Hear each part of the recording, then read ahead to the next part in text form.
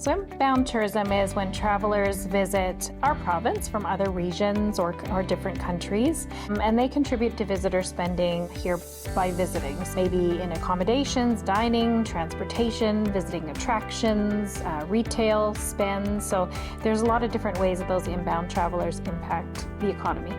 Outbound tourism is when tourists travel outside of their home country or region and they're visiting another destination. So for Saskatchewan, that might be travelers from overseas or the United States or from other provinces within Canada. And it can encompass both leisure travel and business travel as well. So for any purpose that people are traveling outside of their home area. We want to keep people here in the province and traveling around, but we do benefit, the airlines, for example, when people are leaving Saskatchewan and going elsewhere. They also come back to Saskatchewan with rich experiences that they can share, and they learn a lot about what is happening in other locations when it comes to tourism, and bringing that information back to us here in Saskatchewan and being able to tell stories differently and encourage tourism differently based on what others are doing in different locations. When you're an outbound tourist, you always have to consider what's happening in your destination.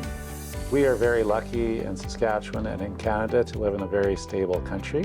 Unfortunately, even some destinations that have previously been stable are now, war zones, or, there can be health issues happening in different countries or places around the world, right? So you always have to consider where you're going and what the challenges might be. Here in Saskatchewan, we know that even what's going on in the country is affecting what others think of us as a destination. For example, we've had situations where forest fires have affected, even though there isn't forest fires necessarily happening in Saskatchewan, the global perception is that Canada is having a major issue with forest fires, and that can sometimes affect whether or not someone would visit us here in Saskatchewan.